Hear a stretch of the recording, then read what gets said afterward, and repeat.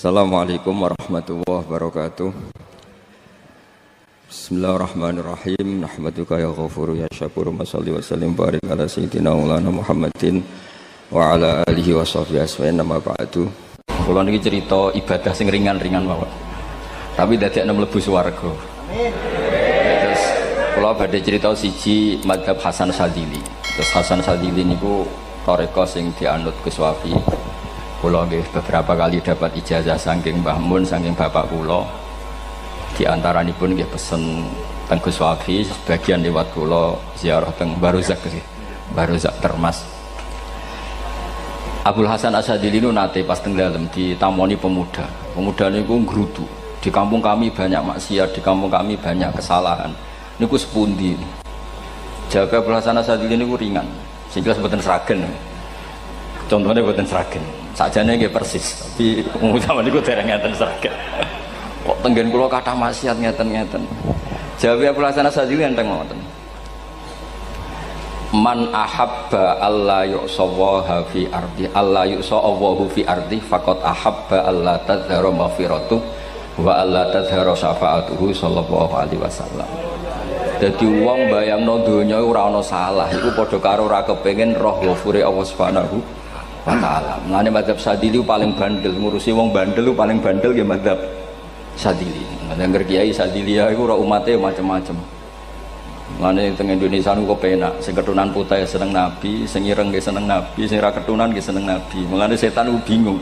Nyongkone sing seneng nabi keturunan putih tok, sing seneng keturunan ireng ya seneng nabi, sing ora keturunan ya seneng nabi, sing lakenan ya seneng nabi. Jadi kelompok itu kathah sangat. Ini penting kalau aturaken mergi madhab Syadzili niku pancen dados pembanding madhab Sayyid Abdul Al-Haddad. Madhab Abdul Hasan Asyadzili niku sing paling masyhur diriwayataken dening Shahibul Hikam. Mergi Ibnu Athaillah As-Sakandari muridé Abdul Abbas Al-Mursi, Abdul Abbas Al-Mursi muridé Abdul Hasan sinten Asyadzili. Niku madhab ingkang bener-bener jadi pembanding. Mergi teng bab husnudzon niku beliau itu pakar. Orang itu bisa yarjuwa hawal yaumil akhir. Orang itu bener-bener dibikin nyaman mbek Allah mbek Rasul. Misalnya ngeten, sampean sowan Allah iku kudu arep-arep disangoni. Kena arep disangoni berarti nganggep Allah iku medhit. Mulane tomak niku penting. Tapi mbek pangeran aja mbek wong, tapi mbek pangeran mbek. Dados limangka yarjuwa hawal yaumil akhir. Riyen niku zaman kula alit. Niku anggere ana santri lunga iku sangu sak umbalan. Mergo yakin kiai iku nyangoni. Lho diyakini nyangoni iku keren, berarti diyakini lomo. Lha kok yakin mlebu neraka, berarti nganggep Allah gak Rahman Rahim. Mulane yakin mlebu napa? Swarga. Mok modal urun maulid sak dirham ora urun malah entuk. Terus niki rontok-rontok salah tapi muga-muga itu sepura pangeran. Nggih wau. Nak sampean bener niku sifat ghafuri Allah nganggur, nggih. Kerhane efektif ana sing salah. Mulane wonten cerita wonten tiyang teng multazam donga ya Allah kula paringi mboten nate salah. Niku jawabe pangeran fa'ina adhu ghufra. Wong ora tau salah sifat ghafur iku nganggur. Niki cerita sing sampean aja niru kula. Niki cerita ilmu. Niku mazhab Abdul Hasan apa? Asyadzili. Benten madhab Sayyid Abdul Al-Haddad itu jalure khauf. Jadi dosa gede apa cilik? Ora ana gede ora ana cilik. Kowe aja delok sing mbok dosani, aja delok dosane tapi delok sing mbok dosani iku sapa. Misale Gus Wafi ngutus santri teng mriki, "Cung, tukokno rokok." Rokok itu barang makruh misal. Mestinya kan santri oleh bantah, niki kiai ku piye to barang makruh kok kon nuku. Tapi masalahnya arah dituruti ya gelo tenan. Jadi aja delok kongkonane iku penting ra penting, tapi mukhalafah iku sababul fir. Misalnya kados kula niki teng mriki kan wonten botol minuman. Cung pindah rene itu kan barang sepele. Terus sampean takok urgensinya apa ya harus dipindah. Iku santri mangkelno to. Ya dipindah wae pokoke penting nu. Menurut itu cara pandang Sayyid Abdul Al-Haddad. Ki aja geman bantah pangeran senajan to perintahe sepele. Piye-piye mukhalafah ngono iku jenenge Nah cara Abdul Hasan Asyadzili nggih boten barang gede mbek cilik kudu ana bedane. Wong ana kabair ana saghair. Mosok WA janda beda mbek goncekno ya kudu beda. Wong WA tok kok padha mbek napa? goncekno iku kudu beda, kudu ana sawair, kudu ana napa? Kabair. Tapi cara Sayyid Abdul Haddad mboten delok sing mbok maksiati iku sapa. Sehingga khazanah kita niki penuh dengan ilmu. Mulane terus wonten bab ijtihad. Ijtihad niku ruangannya luas sekali. Ya kula bolak-balik nyontokno. Kula sakniki kan jare wong akeh kiai gedhe. Jare wong akeh kula niku kiai gedhe. Nek diundang manakipan tangga yo bingung. Ora teko sawane kiai gedhe sombong, diundang wong cilik ora teko. Teko iku mahjubno kiai sing ora tau pahayu. Kuwi bingung. Nyatane kula ora teko nggih do matur nuwun Gus. Athok kula mboten lakon.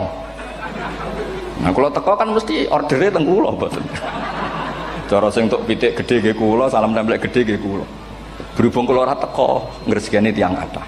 Saiki misal wonten takok, kiai gedhe diundang musala cilik kesunatan teko apa makruh teko? Cara ijtihad, cara sampean makruh teko napa kesunat? Kula misale diundang ning Sragen ning musala Penceng. Kula niku sunat teko napa haram teko? Haram ya bener lagi haram ya. Setuju haram. Mergo mahjubno ya haram setuju. Itu ijtihad. Ijtihad itu ranahnya itu karena nggak bisa ditebak. Ijtihad itu nggak bisa ditebak. Kalau ada cerita kata tentang ijtihad, niki betapa umat Rasulullah umat sing bejo, pilihan-pilihan ijtihadnya dibenarkan. Masyhur tentang cerita Bani Quraidah. Nabi ngendikan, engkau kue jogeman sholat asar kecuali sampai neng kampung Bani Quraidah. Ternyata kurang 2 kilo atau 3 kilo matahari itu mau terbenam. Sebagian sahabat sholat sebelum sampai Bani Quraidah karena takut sampai Bani Quraidah sudah kodok napa asar. Sebagian tetap sholat di Bani Quraidah meskipun sudah kodok asar. Ketika lapor Nabi semuanya dibenarkan. Semenjak itu ada pintu sing darani pintu napa ijtihad. Mengenai kalau bolak-balik cerita, wonten kiai nak tangkok, cung kowe ngaji mek sapa? Ngaji kalian tiang niki. Kiaimu tahu nangis mboten? Lereni ngaji mek kiai ra iso nangis, berarti atine atos. Nak Abdul Hasan Asadi takok cung kowe ngaji mek kiai sapa? Kiai fulan. Tahu guyu mboten nate, lereni kiai ra iso syukur mbok jeni. Kiai ra iso syukur kok mbok jeni. Karena itu masalah ijtihad. Nggih masalah napa? Ijtihad. Ijtihad itu polanya enggak jelas. Wonten kiai ora gelem mulang wedok nggih kathah, alasane wedi fitnah. Wong pancen iman pas-pasan mawon nek wong ayu ya bingung. Tapi nak diwalik, nak kiai ora gelem mulang wong wedok, terus sing mulang wong fasik, to aliran sesat iku ya repot. Kowe ngrasa paling gak sesat. Ya sudah seperti itu masalah-masalah apa? Ijtihad. Nah, kalau tak cerita saat ini balik cerita tentang Burda. Burda nu nak ngelem Kanjeng Nabi. Niku pancen dielmoni tenan. Kalau niku Burda berjanji tiba niku setengah hafal. Pancen riyen mbah kula buyut-buyut kula niku pesene ken hafal tiba, hafal berjanji, hafal Burda. Wis mboten ngengken ngapal loh, tapi karena sering baca akhirnya hafal. Kalau beri beberapa contoh, ngelem niku nak mboten dielmoni itu kualitasnya ada bagus. Tapi kalau dielmoni itu kualitasnya bagus. Kalau beri contoh begini. Saya itu kalau pidato atau khutbah atau ngaji, apalah terserah istilah jenengan atau ceramah. Biasanya kalau seneng istilah ngaji, niku mesti ikuti sing gampang mawon. Wa ala alihi wa sahbi ajmain. Ajmain itu kalimatun fariqah bainana wa bainasyiah. Fa innana nukrimu jami'as sahabat. Ajmain itu kalimatun fariqah, kalimat pembeda. Kita ahli sunnah wal jamaah akramu jami'as sahabat. Ada kelompok sing akramu sahabian wa ahanu sahabian akhir. Sehingga ajmain itu harus kita baca. Itu karena itu kalimatun fariqah, kalimat pembeda. Kata-katanya hanya ajmain. Begitu juga berjanji. Berjanji itu nak ngelem Nabi niku wa ba'du fa'aqul wa Muhammad bin Abdullah bin Abdul Muttalib wasmuhu Syaibatul Hamdi Humidat Hisaluhus Saniyah. Karena ketika Rasulullah memaklumatkan jadi Nabi itu problemnya itu nasabnya siapa? Orang-orang yang di Palestina, di Israel, di Yordan, di Syam kalau dulu itu alamatnya Nabi itu harus turunan Ibrahim. Ibrahim sementara orang Syam menurut pengetahuan orang-orang Yahudi Syam. Maka saya berjanji menunjukkan dulu kalau nasabnya Muhammad itu ini. Terus sampai warafuhu ilal khalili Ibrahimah. Terus ila dzabih Ismailan isbatu wa mun tamah. Terus setelah itu terus beliau ngendikan wa adnanu bila raibin inda dzabil ulumin sabiyah ila dzabihi ismail nisbatu wa mun tamam. Terus ketika berjanji di Karang itu sudah ada faham-faham yang seakan-akan babahnya Nabi itu ada masalah. Terus beliau ngendikan ini Syaibatul Hamdi, Sayyid Abdul Muthalib itu orang yang ketika buka Ka'bah, buka Zamzam, saurip-uripe muji pangeran. Terus banyak lagi wasumi'a fi sulbihin Nabi sallallahu alaihi wasallam dzakarallaha ta'ala walab. Mbah yang ini bahkan dengar ketika Nabi masih di punggungnya membaca tasbih. Terus sampai fa'azim bihi min ikdin ta'allaqat kawakibud durriyah wa kaifala wa sayyidul akramu sallallahu alaihi wasallam wasitatuhumun. Nabi itu orang suci, makanya harus lewat rahim yang suci, harus lewat bapak yang suci, mbah yang suci, sampai ila Khalilir Rahman Ibrahim alaihis salam. Makanya terus dinagumkan nasabun tahsibul ula dukhulau, terus tarokus sifaha falam yusibhum aruhu min adami wa ila abihi wa ummihi. Karena kabeh sonal ismihi, semuanya itu untuk menjaga asmane Nabi Muhammad sallallahu alaihi wasallam. Kemudian Burda membentuk itu dalam bentuk nazuman. Misalnya beliau ngendikan Rasulullah itu mutiara. Jadi ketika dakwah berpola ya baik, ketika tidak berpola juga baik. Beliau cara muji Nabi faddurru yazdadu husnan wa huwa muntazimun. Namanya mutiara ketika diuntai pasti sangat indah. Tapi terus-terusannya itu walaysa yang kusu qadran ghairu muntazimi. Tapi namanya mutiara, mbok berserakan pun tetap indah. Jadi unik. Berarti ketika beliau uji Nabi dakwah tertib pernah. Sholat tuh harus begini, harus begini, harus begini. Beliau sholatnya tuh makninah tertib. Tapi Nabi pernah sholat gak tertib. Duhur tuh 2 rakaat. Mana anak kiai rodok lalinan itu ya anak sana tuh. Duhur itu 2 rakaat. Tapi barokahnya Nabi duhur 2 rakaat diketahui cara sholat kalau salah itu gimana. Umpama Nabi sholatnya bener terus, itu akan kesulitan kita solusinya ketika ngalamin apa? Kesalahan. Makanya Nabi ngendikan ma kuntu ansa walakin unassali as-sunnah. Itu mestine ra tau lali, tapi didesain lali biar bisa jadi sunnah. Wonten tiyang salate suwi maca surat Baqarah. Wonten tiyang badhe njupuk wedhuse lah cara Indonesia. Bareng kesuwen piambake mufaraqah. Walhasil Mu'ad matur Nabi, ini munafik di tengah-tengah sholat kok mufaraqah. Si penggembala unta ini juga ngeklaim, ya Rasulullah imam kita tidak benar, sholatnya kesuwen. Pikirannya wong ora bela imame. Ternyata Nabi gak belok sing ngangon.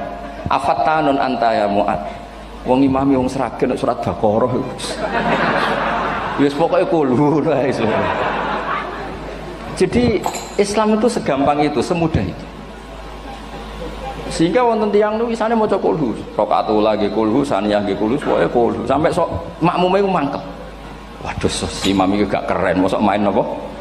Kulhu. Dilaporno, ya Rasulullah ini imam yang kau tugaskan di kampung kami niku amen maca kulhu, Mam.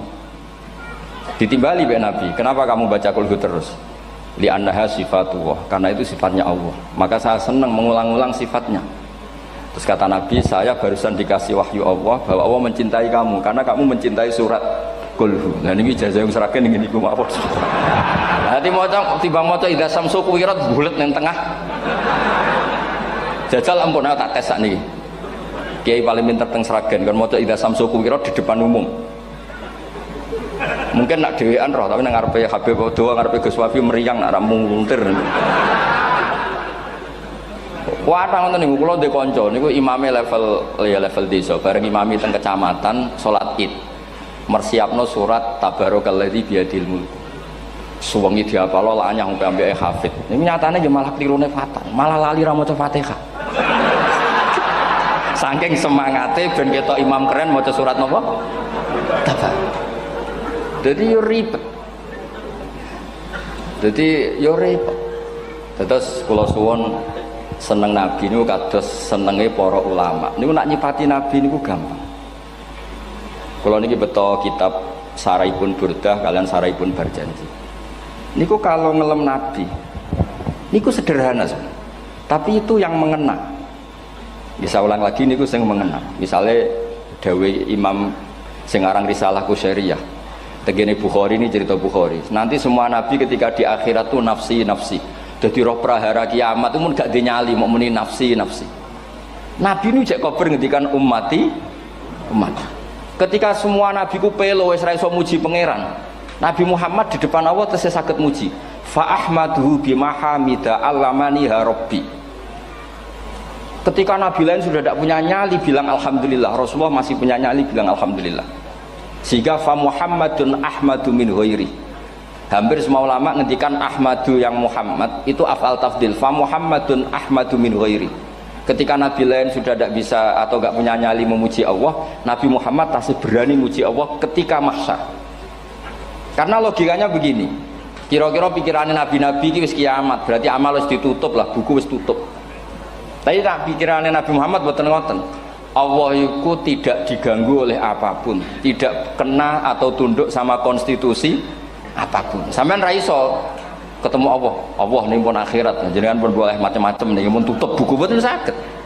Rahmatnya Allah tidak bisa dibatasi oleh akhirat. Saya ulang lagi, rahmatnya Allah tidak bisa dibatasi oleh akhirat. Makanya Nabi tetap berani mengajukan syafaat meskipun sudah finish, sudah akhirat sudah finish. Sehingga Nabi muji-muji Allah, akhirnya Allah ngendikan ya Muhammad irfa' ra'sak wasal tu'tah wasfa'tu syafa'. Sudah Muhammad, kamu minta apa tak kasih. Saatnya beliau minta hak napa? Syafaat, disebut maqamam mahmud. Dan ini kula waos kitab kersane orisinil niki betapa sayangi Rasulullah sallallahu alaihi wasallam teng kita. Ketika nabi lain tidak punya nyali kecuali mikir dirinya sendiri, jadi aku punya ngendikan nafsi-nafsi, Nabi Muhammad masih gak ada nyali ngendikan apa ummati ummati. Itu bukti bahwa nabi itu enggak pernah enggak mikir umatnya. Wala sawfa yu'tika rabbuka apa? Fatartu. Ini nabi cek jawab, fa la ardo wa wahidun ummati finnar. Kalau engkau memberi saya sampai saya puas, maka saya tidak puas dan satu dari umatku masih menjadi ahli napa? Neraka. Ini kalau waos nak sampean orang nangis kebablas. Niki cerita betapa Rasulullah sallallahu alaihi wasallam niki jarang tiang maos niki kula waos kersane tambah mahabbat dengan Rasulullah sallallahu alaihi wasallam. Dados niki kula cerita ketika Rasulullah ketemu pangeran teng Sidratil Muntaha niku diredaksekno burdah nggih diredaksekno burdah fakhusta kulla fakharin ghaira mustarakin. Engkau mendapat kehormatan yang tidak tersaingi. Fakhusta kulla fakharin ghaira mustarakin. Jadi engkau mendapat kehormatan yang tidak akan tersaingi. Wajusta kulla maqamin ghaira mustahami. Atau wakhusta kulla maqamin ghaira mustahami. Dan engkau mendapat satu derajat yang enggak mungkin tersaingi. Mustaham itu enggak tersaingi lah. Walhasil ternyata derajat itu apa? Gini ku ketika Rasulullah ketemu Allah Ta'ala teng Sidratil Muntaha niku Sayyidah Aisyah radhiyallahu anha tangklet, ya Rasulullah mal ladzi auha ilaika rabbuk idz qala fa auha ila abdihi ma auha. Qala ya Aisyah aturidina anta alami ma la ya'lamuhu Jibril wala Mikail wala nabiyyun mursalun wala malakun muqarrabun. Nggih Aisyah, bagaimana mungkin kamu tanya sesuatu yang bahkan Jibril itu tidak tahu, Mikail itu tidak tahu, dan semua malaikat yang dekat maupun nabi yang jadi rasul semuanya tidak tahu hubungan saya, kedekatan saya dengan Allah membicarakan apa. Niku sing dimaksud burdah kaima tafuza biwaslin ayya mustatarin wonten sing maca ayyi mustatarin anil uyuni wasirrin ayya muktatamin. Jadi nabi ketika ketemu Allah di Sidratil Muntaha itu ada misteri yang hanya nabi yang tahu. Nabi niki ibu-ibu harus bangga Sayyidah Aisyah jenenge bojo wani tanglet. Ambek nabi itu sing ngeles. Itu rahasia yang Jibril saja tidak tahu, Mikail saja tidak tahu, masa kamu tanya? Niki khase wong putri ini. Ya Aisyah, as'aluka bi Abi Bakrin ila ma'alam tani. Gimana cara Jawa tak kadakno mertuamu nak gak gelem cerita. Terus kunane kuno niku nggih wong wedok niku saged ngancam niku. Dadi kamane wis ngancam. Aku lapor bapakku, aku digo mulih sampean rati bojo kabare. Ya rada ribet jenengan ngadepi wong wedok niku rada ribet. Terus faqala akhirnya Nabi cerita, tapi ya tentu tidak semuanya diceritakan. Inni lama kuntu qaba qausaini qultu Allahumma innaka adzabta al umam ba'duhum bil hijar wa ba'duhum bil masih. Oh ya, ini halaman 63 62 teng kitab Khasyatul Bajuri alal Burdah. Ya, kitab Hasyatul Bajuri alal Burdah. Ya Allah, Engkau menyiksa umat-umat sebelum umat saya, sebagian bil hijarah wa ba'dum bil mashi wa ba'dum bil khosfi. Fama anta fa'ilun bi ummati. Lalu yang akan kau lakukan untuk umatku itu apa? Reputasi jenengan sama orang-orang yang durhaka itu selalu menyiksa. Ada yang pakai batu, yang dilikuifaksi, ada yang pakai ini. Mosok umatnya kekasih jenengan podo ngoten. Berarti Nabi ku mun nego lah. Nego supaya gak sama. Faqala unzilu alaihimur rahmah min ananis sama wa ubaddilu sayiatihim hasanat. Ndak, saya ndak seperti itu dengan umatmu. Waman sa'alani a'taituhu waman tawakkala saterusé. Terus wa fid dunya asturu alal usad wa fil akhirah usyaffi'u kafihim. Orang-orang yang masih maksiat di dunia tak kasih hak tobat, dan nanti di akhirat tak kasih hak syafaat. Engkau tak kasih hak syafaat. Mulane ini penting dingertosi bilih ukuran nabi baik itu gampang nak sampean ngaji ngangge ilmu. Syafaati li ahlil kabair min ummati. Sok syafaatku kanggo ngomong sing salah akeh. Wong nabi ku ora melok dosa kok mikir nyafaati. Nak rapi-apike wong ora mungkin. Wong sing dosa iku sampean, sing salah sampean, sing mikir solusine Kanjeng. Nah, lho wong kok apikane ngono iku gak mungkin ta wong. Wong sing salah ku sampean, sing diutang yang sampean, sing kasus ku sampean, sing mikir Kanjeng. Nah, itu cara ulama ngelem Kanjeng Nabi. Mulane khodam tuhu bimadihin astaqilu bihi dzunuba umrim madha fi syi'ri wal khodami. Dadi aku ngelem Nabi iku sebagai bentuk ngelem sing dadekno dosaku ben disepuro pangeran. Misalnya kita suka Alphard, muji Alphard, suka Innova, muji Innova, suka kebun, muji kebun. Sing ribet tuh nak suka hewan, seneng kucing nggak ngelem kucing. Lu bareng ngelem Kanjeng Nabi kok ora iso. Lane jari Burdah, aku iku ngelem apa tau iso, mosok aku ora tau ngelem Kanjeng Nabi. Makanya terus beliau hidupnya, kemampuan syairnya didedikasikan hanya nggo ngelem Kanjeng Nabi Muhammad sallallahu alaihi wasallam. Makanya terus ngendikan wa muli kholasi khaira multazim. Saya dedikasikan kecerdasan saya untuk ngelem Kanjeng dan Nabi, dan itu solusi terbaik. Dan ini nak ngelem Kanjeng Nabi kadang kebablasan, sampai dikritik banyak ulama karena kebablasan. Gini masyhur beliau ngendikan wala yadi ka rasulullah wa ijahu kabi idzal karimu tajalla bismi muntaqimi. Wonten naskah sing tahalla juga wau teng mriki diwaos napa tahalla napa tajalla tahalla ya. Wonten naskah tahalla wonten tajalla artosipun ngeten. Ya Allah, nabimu ini engkau gelari nabi yang ar-raufur rahim, sebagaimana yang sering disebut Habib Ali Al-Habsyi.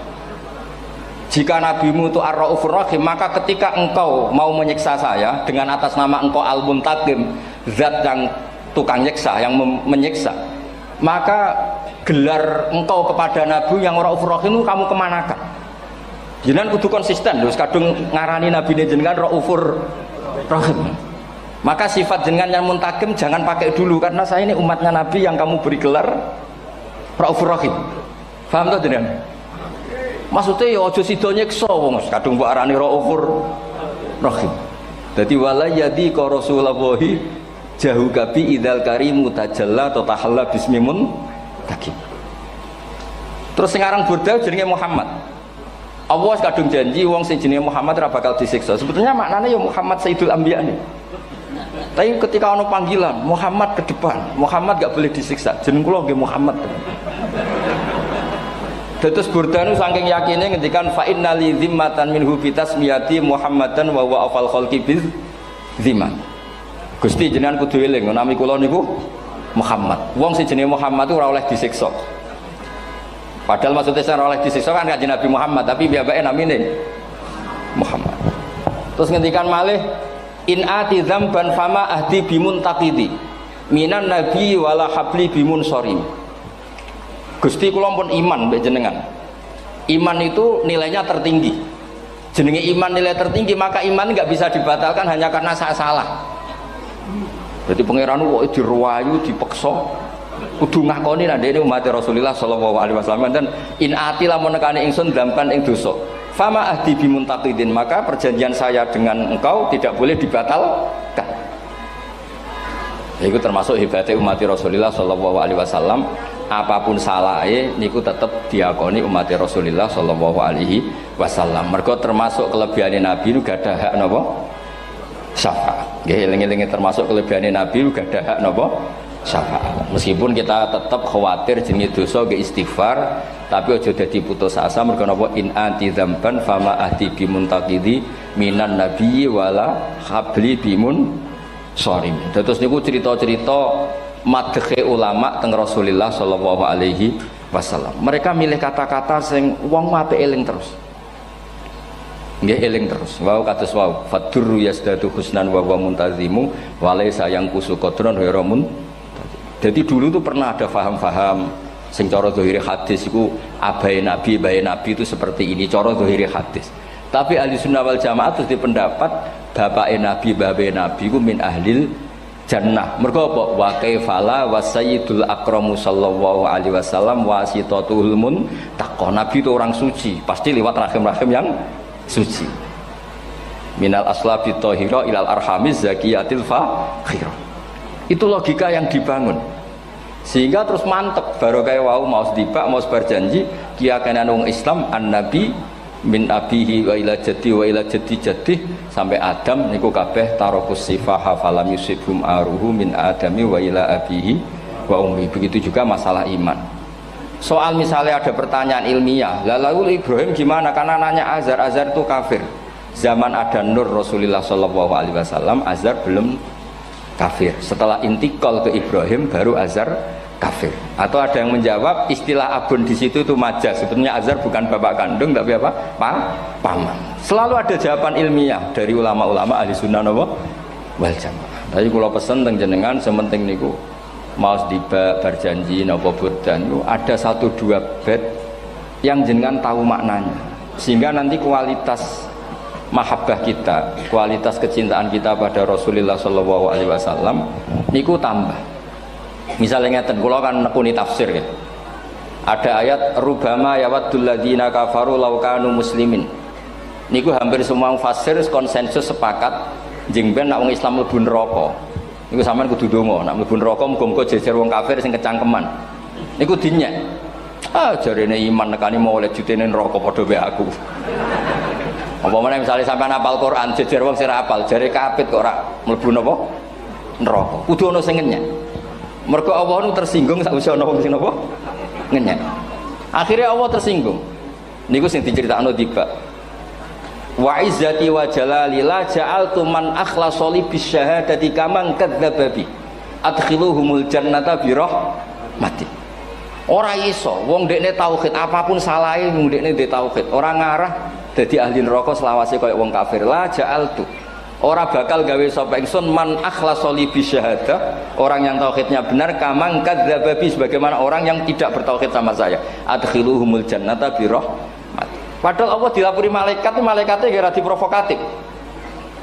Malaikatnya lapure wajadnahum asrafu ala anfusihim wa wajadna amalahum minadz-dzunubi ka'amsalil jibal. Jare pangeran wis timbang seputi Gusti, wanane salah tok.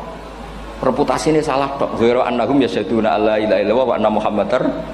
Niku jawabe pangeran wa izzati wa jalali la ja'altu man akhlasoli kaman kadzdzaba bi adkhiluhumul jannata bi rahmati. Nah, lafat-lafat seperti ini kita akan punya harapan ketika ndelok umat sing carane iman tesih blepotan, carane salat cek blepotan, carane zakat cek blepotan.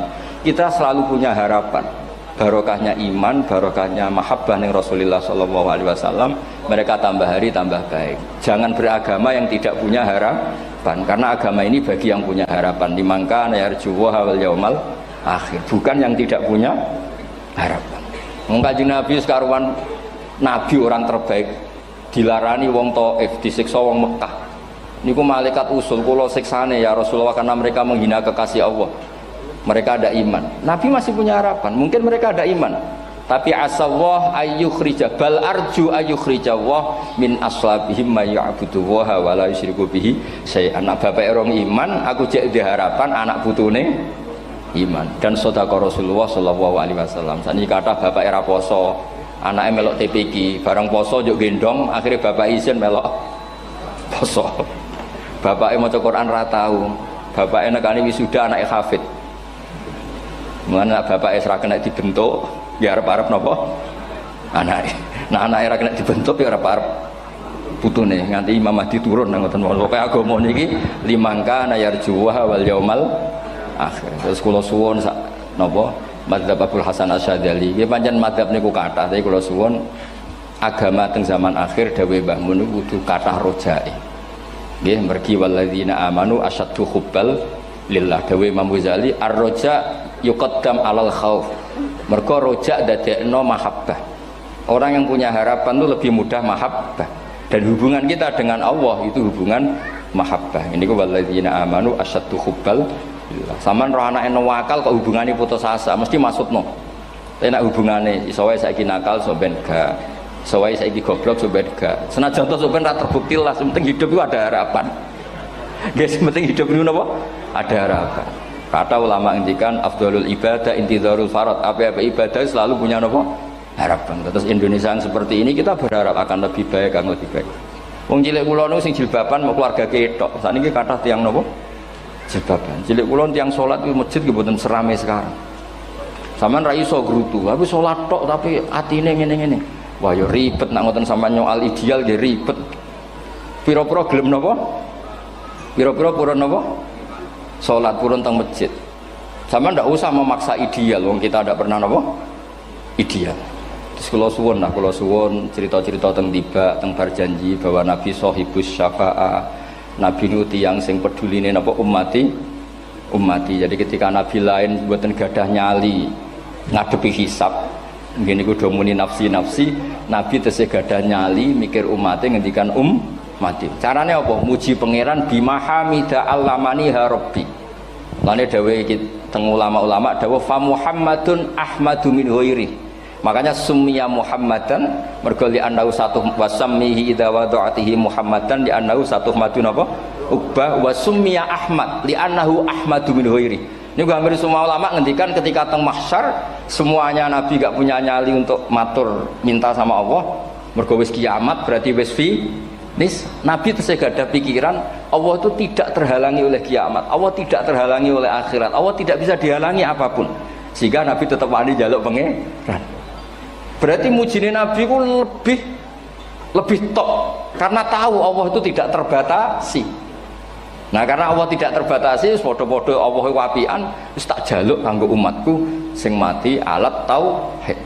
Berhubung Nabi ngoten terus Allah ngendikan ya Muhammad irfa ra'sak napa wasal tu'tah wasfa tusaffa. Muhammad kepala kamu angkat, kamu minta apa saya turutin.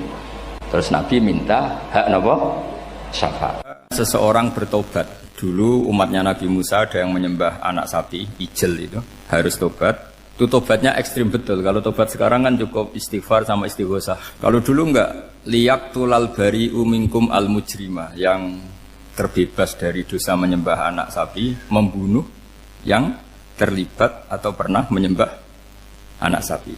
Makanya ayatnya apa? Fatubu ila bari'ikum faqtulu anfusakum. Ya, jadi orang-orang yang pernah menyembah anak sapi itu tobatnya apa? Faqtulu anfusakum.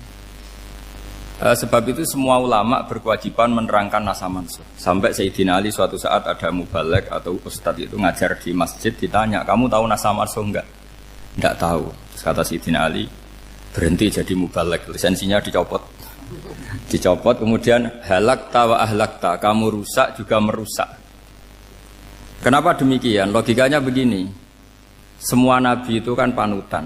Saya ulang lagi ya, semua nabi itu panutan. Tapi kalau kamu tidak tahu nasaman, so jangan-jangan kamu ikut nabi sebelum kamu, yang nasahnya itu syariatnya sudah apa? Mansukhoh, sudah di nasah. Itu kayak kasus Sunda Wiwitan itu. Itu gak mau punya Nabi Muhammad karena kurang keren, kurang sepuh. Nabinya langsung Nabi Adam. Resikonya adalah beberapa aliran sesat itu, aliran yang kurang benar itu, zaman Nabi Adam kawinan otomatis sama saudaranya. Lalu masa sekarang kita membolehkan kawin sama apa? Kalau sama Nabi Adam mau tidak mau. Karena yang cowoknya ya bin Adam, putrinya binti Adam. Lalu Allah bikin satu sunnah yang suami istri itu harus beda, yaitu satu kandungan itu melahirkan satu pasang. Dan mulai dulu memang pasangannya orang jelek itu orang cantik, Makanya agak sial itu yang perempuan-perempuan itu. Memang mulai dulu gitu kalau cantik itu kesunatannya dapat jelek gitu. Nanti sama-sama masuk surga karena yang cowoknya ibadahnya syukur, yang ceweknya sabar itu nanti sama-sama. Nah kebetulan si Qabil itu ganteng sekali Qabil. Berpasangan dengan Labuda itu jelek gembrot, pokoknya tidak cantik. Enggak lah, kebalik. Qabil itu berpasangan sama Iklimah. Jadi Qabil ganteng, punya adik kandung namanya Iklimah itu cantik sekali. Yang Habil itu rapati apa? Berarti yang Habil apa? Ya dapati ganteng, berbarengan dengan Labuda juga dapati cantik. Nah karena tadi ya berarti Qabil bareng siapa? Iklimah, Habil, Labuda. Maka untuk kawin ini nggak boleh satu kandungan. Jadi dulu karena nggak ada perbedaan ibu bapak, mau tidak mau beda. Yang penting beda. Yaitu akhirnya apa? Qabil dapat Labuda, yang Habil dapat Iklimah karena beda kandungan. Itu sudah cukup. Nah, akhirnya kan nggak terima si Qabil. Masa orang ganteng dapat orang jelek. Jadi mulai dulu itu maunya orang ganteng ya dapat orang cantik, nggak terima. Tapi Allah ngatur seperti itu. Akhirnya terjadi percekcokan. Nah, dulu itu semuanya itu religius, sehingga ukuran percekcokannya masih religi, yaitu ya gini saja, kita ngadakan kurban, yang diterima itu ya menang. Ya ternyata dalam kompetisi itu yang menang siapa? Habil. Akhirnya Habil jadi menikahi siapa? Iklimah. Kalau sekarang kompetisinya kan siapa paling kaya ya menang, lebih gampang. Nah kemudian bayangkan misalnya, ya saya ini menerangkan asa mansuh. Kita semua sering ngomong, sering berkoar-koar, sering menyarankan atau mewajibkan para nabi itu panutan dalam semua perilakunya. Ternyata ada beberapa perilaku yang sudah dinasakh atau dihapus ketentuannya oleh syariatnya Rasulullah Shallallahu Alaihi Wasallam. Maka mengenali asa mansuh itu keharusan dalam ulumul Quran, ya. Makanya Allah mengatakan apa? Manansakh min ayatin aw nunsiha pasti na'ti bi khairim minha aw misli. Jadi saya nerangkan nasah masuk itu dua sesi. Satu sesi antar nabi, dua di internal syariatnya apa? Nah, sekali saja hari ini tok, sudah setelah itu anggap pinter sudah. Kalau sudah jangan tanya lagi. Nah, ada beberapa lagi syariat yang masalah metode. Dulu Nabi Nuh itu dibolehkan oleh Allah saking mangkelnya sama orang kafir. Saya ulang lagi, orang kafir itu kan biadab sekali, nempat buminya Allah, makan rezekinya Allah, kemudian mengkafirkan Allah. Pikirannya Nabi Nuh, orang biadab gini nggak layak hidup, itu pikirannya Nabi Nuh. Kalau dia pakai militer, tidak punya militer, ya pakai langit akhirnya. Pakai kekuatan langit, beliau berdoa, Rabbi la tazar alal ardi minal kafirina dayyar. Innaka intazarhum yudillu ibadaka wala yalidu illa fajirong kafar. Ya Allah, mereka ini orang-orang kafir. Padahal pakai bumi engkau, pakai rezeki engkau. Matikan semua saja. Jangan sisakan satu pun. Karena kalau masih sisa, nanti anak turunnya ya gitu. Gennya gendo ya pasti melahirkan gendo. Gen. Wala yalidu illa fajirong kafar. Kalau kamu sisakan pasti melahirkan generasi gendo lagi, kafir lagi. Dituruti sama Allah. Kecuali orang 80 yang ikut Nabi Nuh. Nah orang 80 yang ikut Nabi Nuh ini selamat karena iman. Maka generasi yang sekarang ini termasuk saya semua ini semuanya turunan orang iman. Maka kita ini punya dua status. Satu, Allah kadang manggil kita ya Bani Adam karena faktanya kita turunan Nabi apa? Adam. Panggilan kedua adalah dzurriyyataman hamalna ma'nuh. Orang-orang sekarang itu pasti turunan orang yang ikut perahunya Nabi Nuh. Jadi nasab kita ini sudah steril. Sudah tidak ada nasab lewat kafir karena yang kafir sudah habis. Semua orang sekarang itu turunan Nabi Nuh, yaitu disebut apa? Dzurriyyataman hamal nama. Itu sekitar orang 80. Nah, oleh Allah Subhanahu wa taala syariat seperti ini pernah dituruti, yaitu akhirnya mereka mati semua kecuali orang 80 yang mukmin. Tapi uniknya Allah apa? Era Rasulullah Shallallahu Alaihi Wasallam, Nabi kita Nabi Muhammad itu diutus rahmatan lil alamin. Ketika Nabi didustakan, diusir, disakiti, malaikat gunung, beberapa malaikat sing ahli adab spesial eksekutor lah kira-kira gitu. Muhammad Kamu bilang saja ke saya, kalau kamu ingin orang-orang Mekah Abu Jahal CS, saya hancurkan. Tapi apa kata Nabi? Saya berharap kalau mereka belum iman, anak cucunya iman. Karena bagaimanapun sperma ya atau calon bayi atau calon keturunan itu kan ada fi aslabir rijal atau fi zuhurir rijal. Jadi kalau dalam ilmu agama itu gen manusia itu disimpan di zuhuri rijal di punggung lelaki, nanti dipindah ke arhamin nisa. Logikanya gini, ini dengerin ya, logikanya gini, misalnya Abu Jahal itu di situ ada orang namanya Ikrimah, itu anaknya Abu Jahal, itu orang mukmin, akhirnya ya jadi orang alim. Abu Lahab itu di rahimnya di punggungnya ada perempuan namanya Darroh, akhirnya juga orang mukminah. Saya berikan contoh. Khalid bin Walid itu anaknya Walid. Walid itu musuh besarnya Rasulullah, tapi di punggungnya ada orang bernama Khalid. Ini dengerin. Nah, di punggung ini kira-kira Allah sudah tahu apa belum? Jawabannya sudah tahu. Artinya kalau ini mati atau kamu bunuh, kamu sebenarnya nggak bunuh orang kafir saja, bunuh calon orang mukmin yang sekarang masih bersemayam di punggungnya orang-orang kafir. Jadi bisa saja orang yang sedang kafir itu ada sekian calon generasi yang suatu saat mukmin. Itu syariat yang diajarkan ke Rasulullah SAW. Karena kasofnya Nabi, kasof itu satu kondisi di mana seorang Nabi itu dipertontonkan sesuatu yang nggak kelihatan. Itu dalam bahasa Arab kasof atau mukasyafa. Nabi dipertontonkan ternyata banyak orang kafir yang di punggungnya itu ada calon generasi mukmin atau muslim. Akhirnya Nabi gak berani. Jangan bunuh. Mungkin bapaknya ada iman tapi anaknya iman. Betul, Abu Jahal punya anak Ikrimah, Abu Lahab punya anak Darroh, Walid punya anak siapa? Walid. Itu mirip seperti kita. Bapak era sholat, anak ETPK sholat. Akhirnya bapaknya katut sholat. Banyak gak di Indonesia? Bapaknya tidak bisa baca Quran, anaknya hafid. Nah, itu kalau bapaknya kamu habis, tidak ada yang meselin. Makanya biarkan hidup saja. Nah, artinya gini, andaikan tidak ada ulama yang menerangkan nasa mansuh, dikira syariat Nabi Nuh itu abadan mu'abbadat, selamanya lama.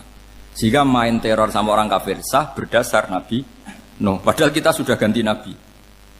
Yaitu syariatnya Rasulullah SAW, masyhur itu ketika Nabi ngendikan, saya tidak minta mereka dihukum, tapi ya Allah saya minta Allah mahdi qaumi fa innahum layak lamun. Mereka kafir itu karena tidak tahu.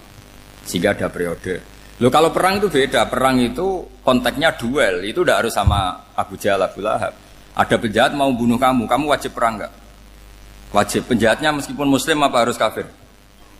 Meskipun muslim. Maka kata ulama fikih sebetulnya perang duel itu bukan syariat muslim sama kafir tok. Masih muslim sama muslim, misalnya ada orang mau merkosa istri kamu, terus dia pamit gini, saya muslim loh, beri hak loh. Enggak bisa. Saya penjahat loh, muslim, jadi kamu nggak boleh merangin saya, ngelawan saya kan muslim. Nggak bisa, tetap harus dilawan.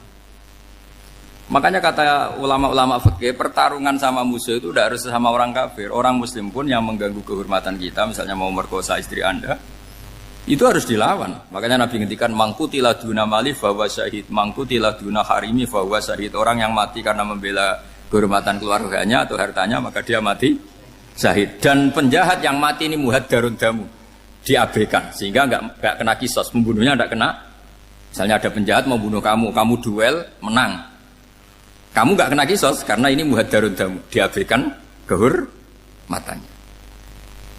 Padahal dia muslim, apa? Muslim. Ini perlu. Jadi ini mengaji ini agak jelimet tapi gampang. Kan kalau paham enggak paham selesai, jadi anggap aja selesai itu. Sehingga kalau nggak ada nasa mansuh, maka orang selalu berpikir, pokoknya sementing ikut Nabi.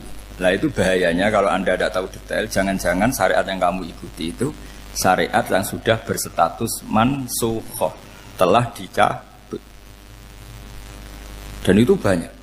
Makanya kata Sayyidina Ali ketika ada orang ngajar nggak tahu nasa mansuh, halakta wa ahlakta, kamu rusak dan merusak orang lain. Seperti tadi pernah ada kawin itu satu turunan, yaitu era Nabi Adam. Masa kita sekarang kawin sama satu turunan, kan nggak mungkin.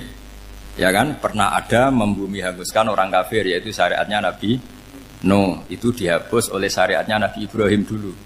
Yaitu Nabi Ibrahim menghentikan apa? Faman tabi'ani fa innahu minni wa man asani fa innaka ghafurur rahim. Ya, kalau orang ikut saya ya Allah ya pasti golongan saya. Kalau yang masih maksiat, masih balelo, saya berharap engkau ampuni. Akhirnya banyak orang kafir tobat. Coba era Rasulullah itu semua orang kafir Mekah itu kafir. Nabi belum wafat. Itu sudah ada 114.000 mukmin semua. Jadi Nabi menangi mayoritas orang menjadi mukmin dari mayoritas kafir, yaitu disebut wara'aitan nasa yadkhuluna fi dinillahi afwaja. Andai kan Nabi Muhammad pakai syariatnya Nabi Nuh, bisa enggak mengislamkan orang sebanyak itu? Enggak bisa kan? Maka ini penting mengenali nasab mansur. Jadi periode cara wong Jawa maksud no tuntas. Robila Tadar itu, pasot tuntas itu, menghabisi itu habis di periode Nabi siapa?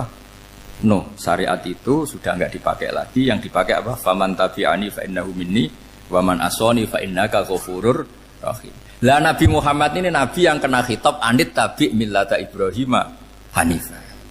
Jadi masternya Nabi Muhammad itu mentornya Nabi Ibrahim. Sehingga syariatnya ya faman tabi'ani fa innahu minni wa man asani fa innaka ghafurur rahim. Tidak syariat Rabbila tadzar alal ardi minal kafirina daya.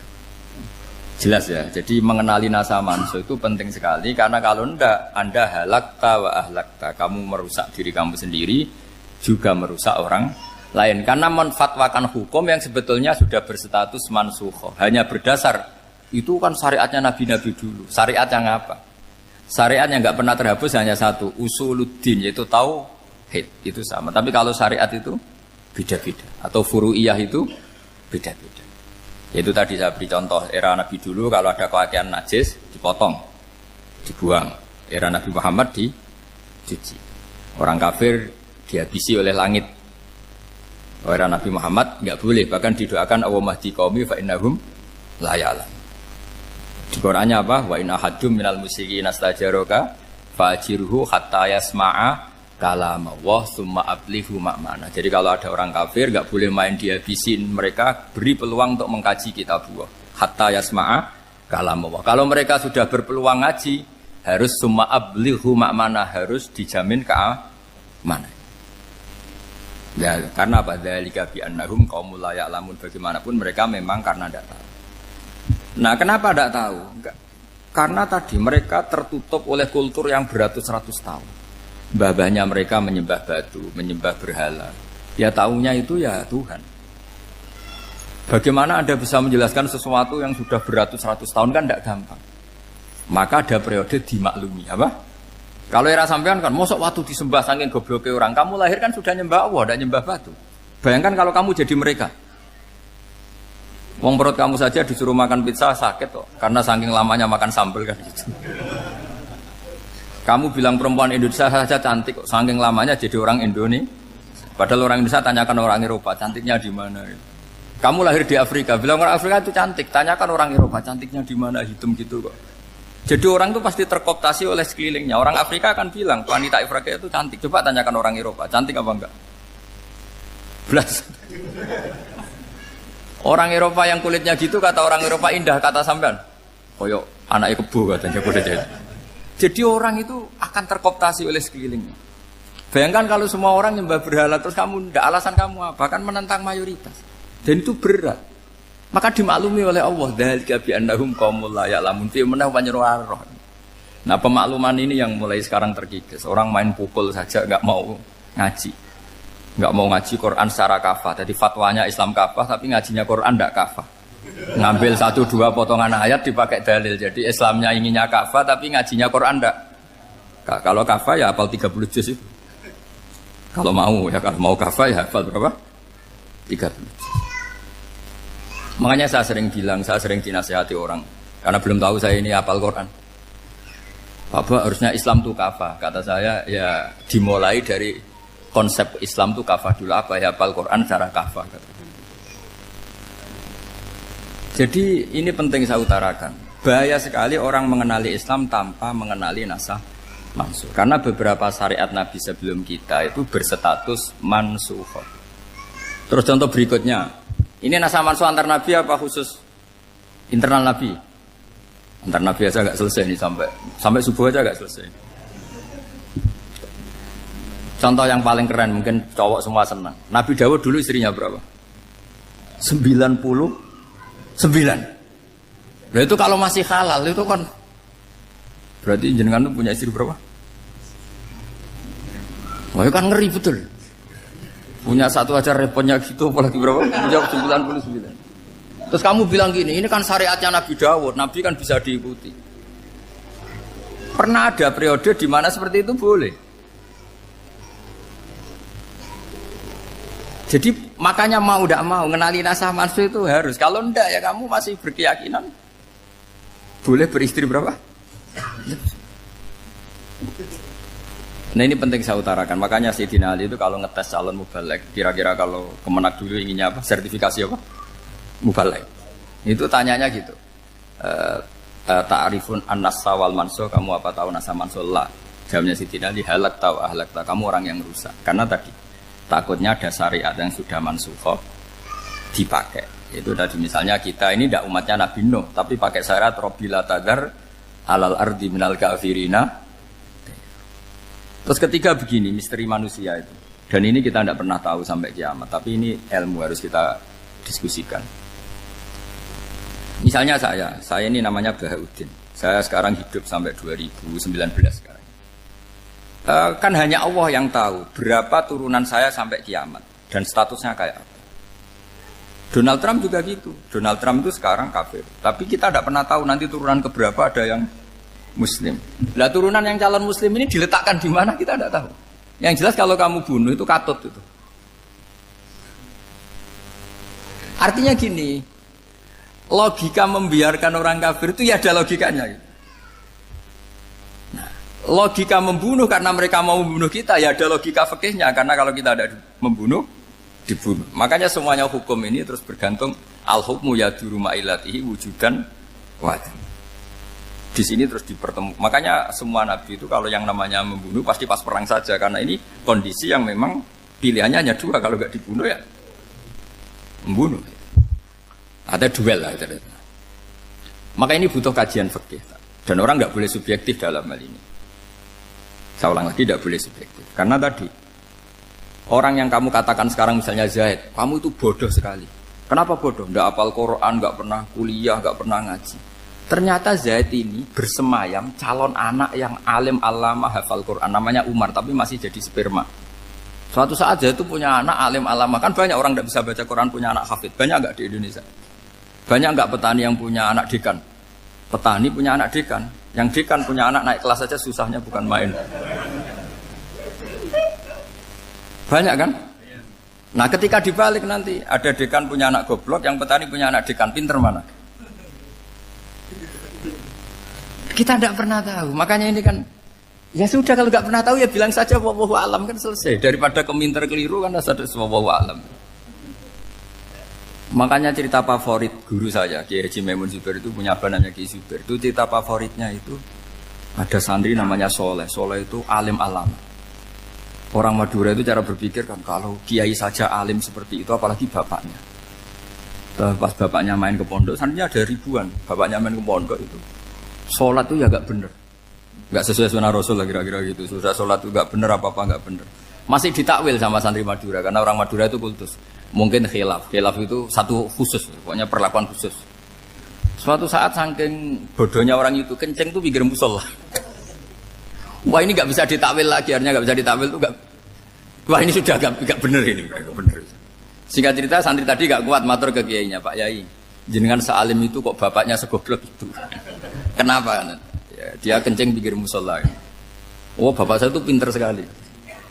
Kok bisa? Karena beliau yang memutuskan saya mondok sampai saya jadi alim alama seperti ini. Yang bodoh itu mbah saya. Yang bodoh itu mbah saya.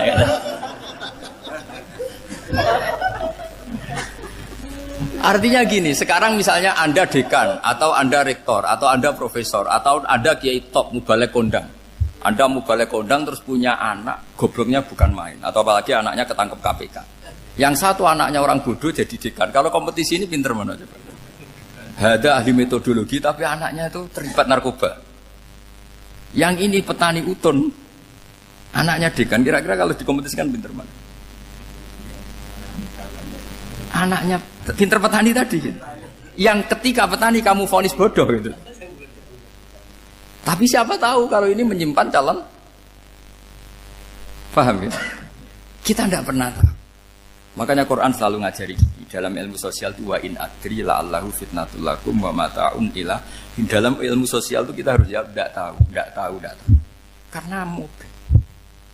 Makanya saya tadi pagi ngaji di direktorat saya bilang, saya pernah diprotes orang, Gus kamu udah jelas 01 atau 02. Ya saya jawab gitu. Manusia itu makhluk yang paling gak jelas gitu. Sekarang soleh suatu saat bisa saja gak soleh. Yang sedang gak soleh suatu saat soleh. Sesuatu yang mungkin rubah kok kamu fanatik itu gimana? Nalarnya itu gimana? Coba kita tahu dulu Wahsy itu pembunuh Hamzah, akhirnya mati mukmin ya enggak? Padahal orang yang sangat dibenci Rasulullah karena membunuh Sayyid siapa? Hamzah. Sa'labah yang tukang itikaf di masjid akhirnya su'ul Fatimah. Kita enggak pernah. Lah kalau enggak pernah tahu ya enggak usah terlalu fanatik biasa saja.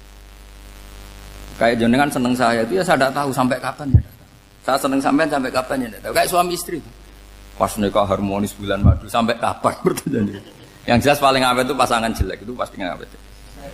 Makanya jadi guyonan tuh. Pasangan tuh jangan baik-baik gak awet, kalau jelek itu awet. Ternyata maksudnya cantik sama ganteng itu suatu saat pasti jadi jelek. Yang jelek sama jelek pasti jelek terus. Makanya jadi guyonan. Kalau pasangan jelek itu awet katanya. Tapi kalau pasangan baik, ternyata baik wajahnya itu pasti gak awet. Suatu saat pasti jelek, tapi yang jelek awet. Karena mulai dulu ya jelek sampai itu. Awet jeleknya maksudnya bukan. Ya jelas ya, jadi saya mohon sekali ini ilmu. Sampai ndak urusan, ini bukan urusan cocok ndak cocok, tapi ilmu. Ilmu harus kita dengar bahwa syariatnya para nabi itu yang sifatnya furu'iyah, tidak usuliyah, tidak tauhid itu potensi rubah. Sehingga mengkaji nasab manusia itu satu keharusan seorang ulama. Makanya setiap ada syariat nabi hal hadis syariah mu'abbadah amla, mansukhah amla. Karena potensi itu tinggi. Kita tahu dulu semua nabi sholat menghadap apa? Baitul Maqdis. Era Rasulullah dipindah ke Ka'bah. Tapi kalau kamu katakan total Baitul Maqdis ya tidak juga. Nabi Ibrahim mulai dulu madhabnya ke Ka'bah. Tapi kalau Nabi Musa ke Baitul Maqdis. Terus kamu bilang ini 01, 02 ya ada, memang syariat jadi sesuatu yang furu'iyah. Nah, kenapa ini furu'iyah? Jawabannya sederhana. Ketika seseorang menghadap Ka'bah itu menghadap batu apa menghadap Allah? Allah. Ketika menghadap Baitul Maqdis hakikatnya menghadap Allah apa menghadap Baitul Maqdis? Allah. Maka menghadap Ka'bah itu sebenarnya masalah furu'iyah. Yang masalah usuliyah adalah inni wajjahtu wajhiya lilladzi fataras samawati wal ardh. Yang permanen adalah menghadap Allah Subhanahu wa taala. Cuma secara prosedur syariatnya secara zahir menghadap Ka'bah. Maka potensi rubah karena ternyata itu furu'iyah, untuk kiblatnya itu furu'iyah. Yang permanen adalah menghadap ke Allah Subhanahu wa taala. Ini penting ya. Jadi terus sekarang masih antar nabi apa di internal nabi? Ini sudah mau selesai waktunya, sudah habis ini. Internal. Ini sudah selesai, ini sudah pas ini. Mohon Pak Andi. Wah. Jam ini sudah. Sampai mana tadi? Diteruskan apa enggak? Sudah ya, sudah kayaknya sudah. Biar kelihatan cerdas terus. Sekali pertemuan sudah pinter gitu. Berapa? Setengah jam sudah pinter. Yang internal nabi apa antar nabi? Internal ya, sudah sekarang ke internal. Kalau internal lebih banyak lagi contohnya. Yang masyhur tentu masalah Baitul Maqdis. Dulu Rasulullah pernah sholat menghadap Baitul Maqdis 16 bulan. Berapa? 16 bulan, kila 17. Pokoknya khilafnya hanya 16 dan 17. Kalau ada bilang 10 bulan berarti gak pernah ngaji. Khilafnya, karena khilafnya itu hanya 17 sama 16. Akhirnya sama Allah diminta, disuruh menghadap ke Ka'bah.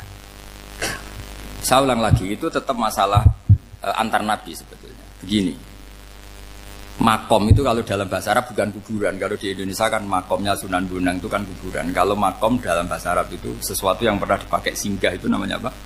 Makom. Lalu Rasulullah itu pertama di Medina itu madhep Baitul Maqdis itu 16 bulan. Orang Yahudi senangnya bukan main. Sampai mereka bilang gini, Muhammad tuh gaya-gaya nantok punya agama baru, tapi kiblatnya ikut kita. Baguslah anak itu katanya, masih tahu diri katanya. Bagus katanya itu masih tahu diri. Jadi senangnya bukan main orang Yahudi. Karena kiblatnya Muhammad sama dengan mereka. Ya tentu mereka jangkar Muhammad, bukan Sayyidina Muhammad atau Rasul Muhammad, karena mereka masih gak iman. Nabi itu ya agak tersiksa karena beliau secara gen turunan Nabi Ibrahim dan kiblatnya Ibrahim itu Ka'bah. Agak tersiksa tapi sami'na wa ata'na tetap madhab ke Baitul Maqdis berapa? 16 bulan. Suatu saat Nabi Muhammad itu disuruh madhab Ka'bah. Ini dengerin. Akhirnya madhab ke Ka'bah. Apa yang terjadi? Orang Yahudi komentar gini, Muhammad itu gimana? Dia di perantauan, rindu sama keluarganya. Terus rindunya itu diaplikasikan jadi perilaku agama. Jadi dia madhab Ka'bah dianggap kangen. Kayak saya kan orang Rembang. Rembang itu apanya Jogja? Timurnya apa-apanya? Enggak, Jakarta itu mana Jakarta itu? Barat sana ya. Ibaratnya saya orang Jakarta, terus merantau di Jogja. Dulu kiblatnya itu menghadap ke timur. Terus ketika madhab ke barat, kata sampean, wah itu padune kangen apa? Keluarga. Juga kurang ajar orang Yahudi.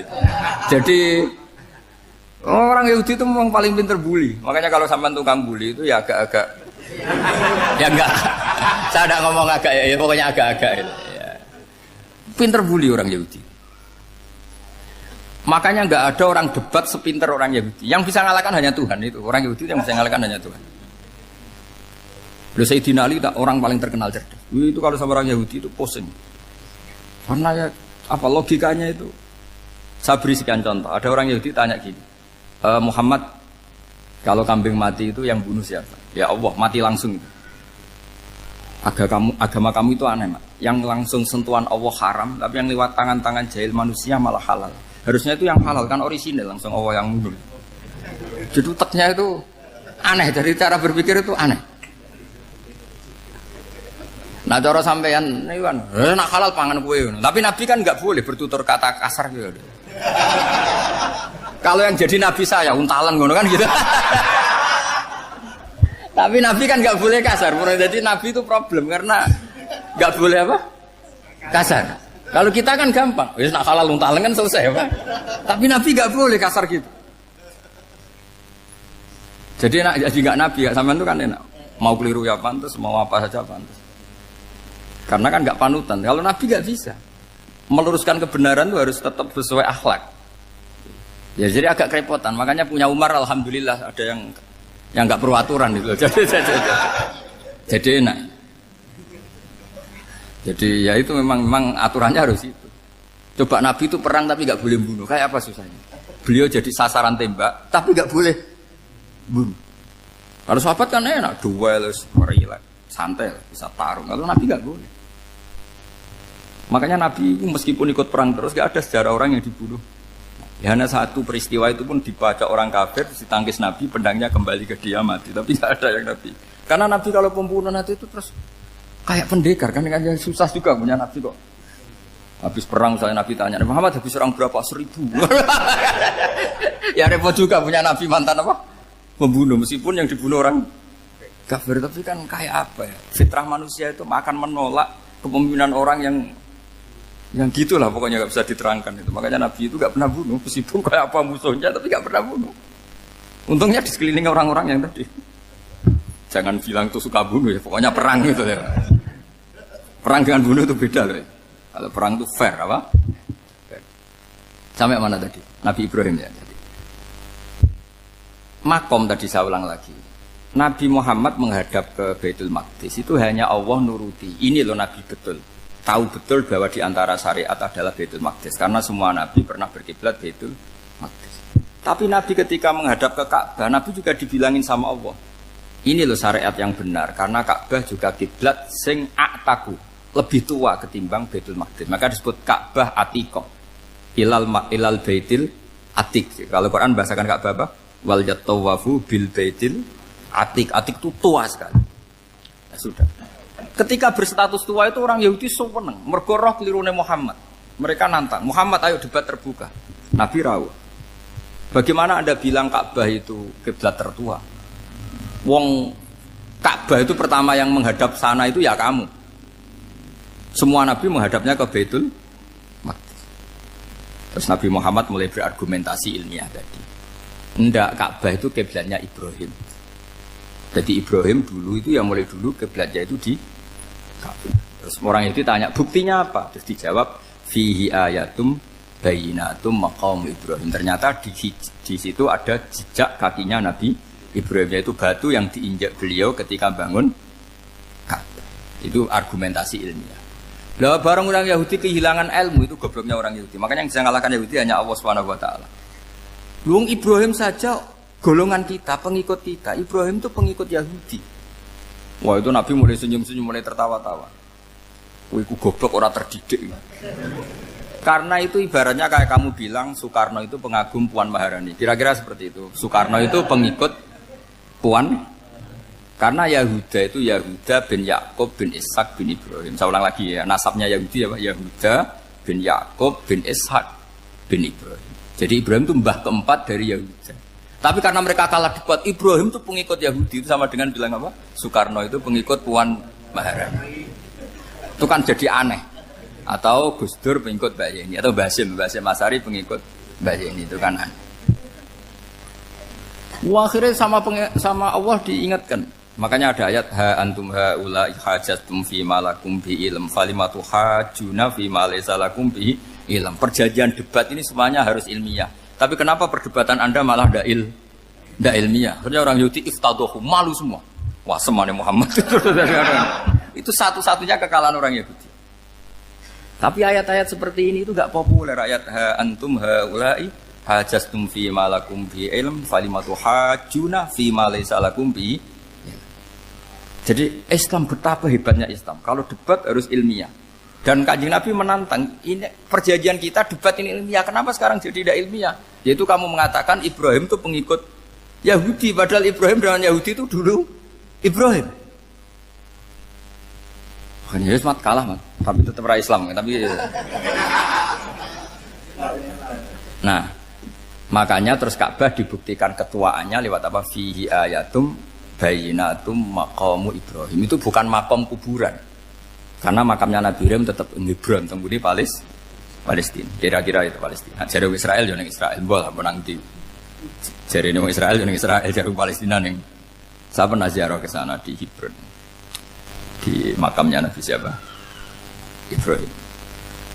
Jadi jelas ya. Jadi nasa mansuh itu ketentuan yang dikehendaki Allah Subhanahu wa taala untuk menguji loyalitas manusia, menanggalkan semua akalnya.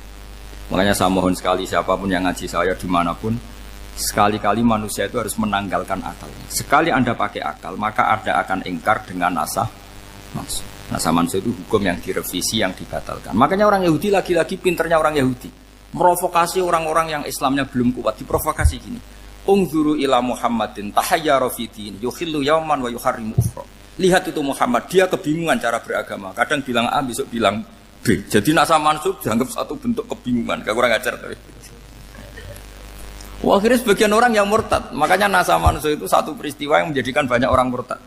Karena diprovokasi orang Yahudi bahwa itu bentuk kebingungan Muhammad. Akhirnya terus saya qulu sufa minan nasi ma wallahum angqiblati mulati kanu aliyah. Nah, kelirunya orang Yahudi adalah ternyata nasa mansuh yang dipilih Rasulullah itu semuanya ada di Taurat dan Injil.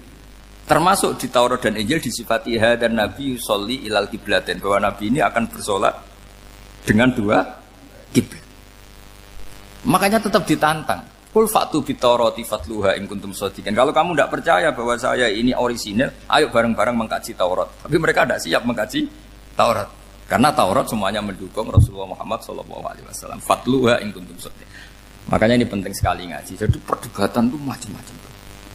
Dan itu pinternya orang Yahudi. Ungzuru ila Muhammadin tahayyara fi dini yukhillu yawman wa yuharrimu ukhra.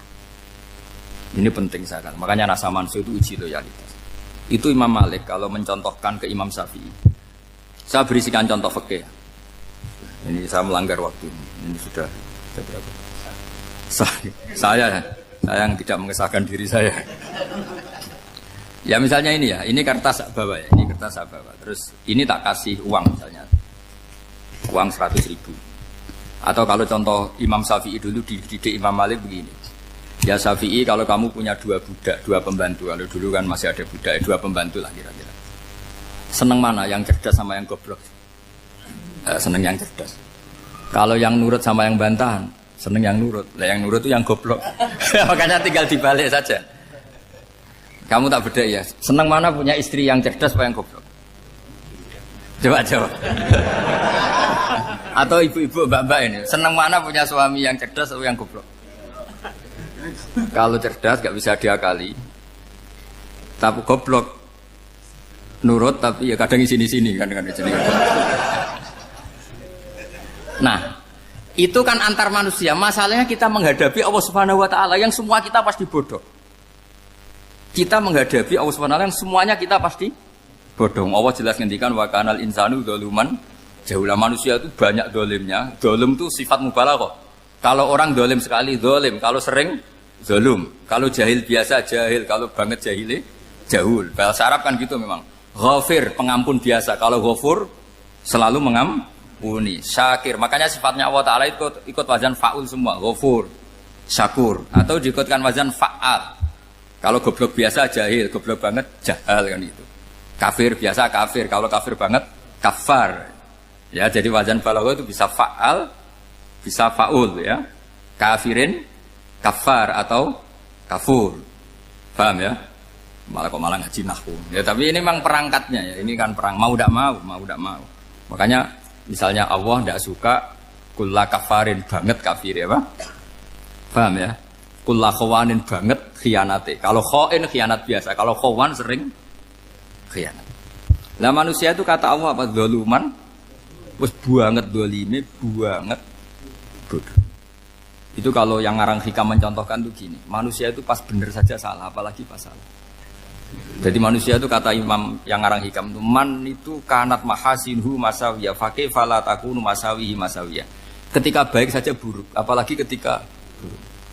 Coba kalau ada orang dermawan sama teman-temannya, tanyakan istrinya, duit dihambur-hambur, disekno konco ngalono bojo. Mesti itu. Teman yang sering silaturahim ke teman-temannya, kata temannya baik, senang silaturahim, tanyakan istrinya, oh meninggali wong gitu. Jadi manusia pas baik saja ada buruknya, apalagi pas buruk. Makanya dulu bapak saya ngajarin saya istiqomah ya apik ya, tapi kadang-kadang nak keterusan itu ora istiqomah ngangkangi orang yo ndak punya kesempatan. Misalnya ada imam masjid ngimami terus sampai tua sampai mau mati, itu istiqomah apa ndak memberi peluang yang lain? Ndak jawab aja. Jadi itu manusia. Jadi pas baik saja buruk, apalagi pas buruk. Kayak saya gini di sini ngajar baik, tapi saya ada sopannya harus di atas. Padahal banyak orang sepuh, ada Pak On, ada beberapa yang kan terpaksa nggak sopan. Tapi sampean yang nyuruh, berarti sampean yang dosa. Kemarin-kemarin saya minta di bawah supaya ganjaran saya utuh, ini gara-gara begini ganjaran saya ini agak terkredit apa? Terdebet itu karena itu. Saya teruskan. Jadi manusia itu punya sisi itu karena manusia itu dzalum dan apa? Jahul. Wa kanal insanu dzaluman.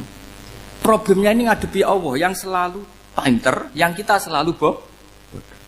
Misalnya gini, kamu ditanya Allah. Ini contohnya Imam Malik.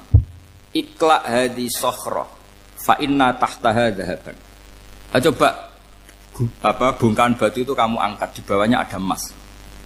Lalu budak yang pinter berlogika, oh disuruh buka itu karena ada emas toh. Berlogika. Kalau budak yang goblok enggak, ya disuruh ya diangkat saja. Ada emas apa enggak karena perintah ya diangkat. Yang satu nurut karena perintah, yang satu nurut karena ada emas, ada sesuatu. Logikanya suatu saat Tuhan tuh hanya bilang gini tok, ikla hadis sokhroh, batu itu angkat. Yang nurut yang goblok permanen tadi kan langsung ngangkat. Yang pinter, ini ada apa lagi Gusti kok harus diangkat? Ya gak ada apa-apa, nyuruh saja kata Allah gitu. Oh ada bisa, sesuatu harus ada alasannya. Itu kira-kira mangkel loh Pak? Oh mangkel. Nah, logikanya manusia seperti itu. Makanya dua murid pinter, di rakyat pinter, presiden ya susah mesti demo. Goblok ya susah di sini wong. Ini kan nggak ada pilihan. Memang manusia itu nggak ada pilihan. Nah sekarang masalahnya gini di fikih ini saya kembali lagi ke fikih. Pertanyaannya secara fikih begini. Misalnya iddah. Iddah itu seorang perempuan ditinggal mati suaminya atau ditinggal atau cerai. Itu kan ada namanya apa? Iddah. Iddah itu memastikan apa tujuannya? Memastikan rahim itu steril dari mani atau sperma zaut awal. Supaya nanti kalau dinikah orang lain tidak terjadi ikhtilatul ansab, nasab.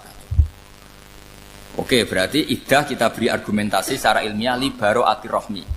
Jadi misalnya Zaid menceraikan istrinya Sri dalam keadaan masih bisa haid. Iddahnya 3 kali masa suci. Wal mutallaqatu yatarabbasna bi anfusina salah satu guru.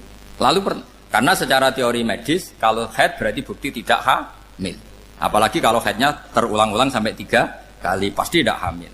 Sehingga kalau nanti dinikahi orang lain pasti kalau ada anak ya anaknya zaud sani atau zaud kedua. Berarti alasan iddah li baro'atir rohmi. Oke, kita sok pinter, sok bijak.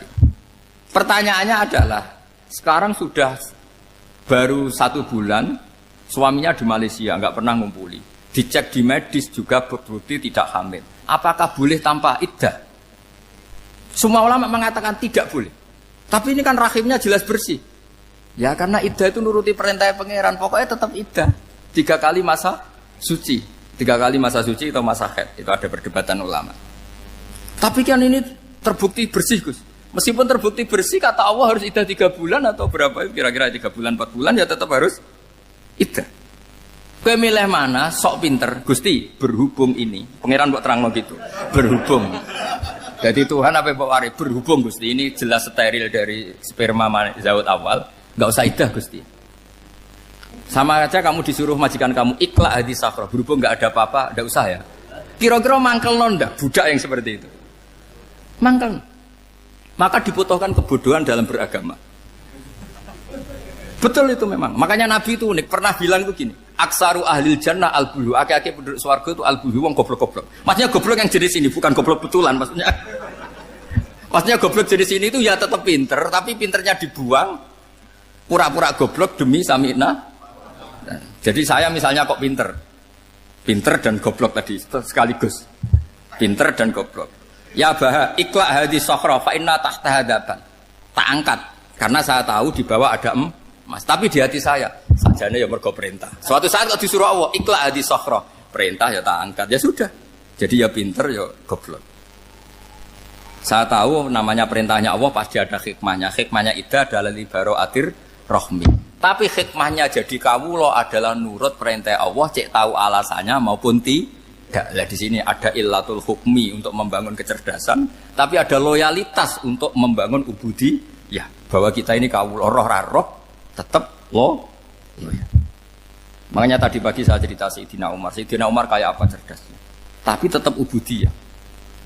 Yaitu Rasulullah SAW sering dibully orang kafir. Muhammad itu gaya-gaya nantok. Wong ora oleh nyembah berhala, ora oleh nyembah watu, jebule dekne nyembah Hajar Aswad. Karena dilihat dari jauh kan tetap nyium Hajar Aswad. Coba kalau kamu lihat dari jauh, kamu sujud dari jauh kan kayak sujud sama batu. Makanya Sayyidina Umar karena orang kafir masih cara berpikir gitu, tiap nyium Hajar Aswad itu komentar gedumel. Alim tu annaka hajarun la tadurru wa la tanfa. Walau la anni ra'aitu Rasulullah qabbalaka ma qabbal. Aku roh nak ke watu, ramadoroti ramanfaati. Kalau saja saya tidak melihat Nabi nyium kamu, saya tidak sudi nyium kamu.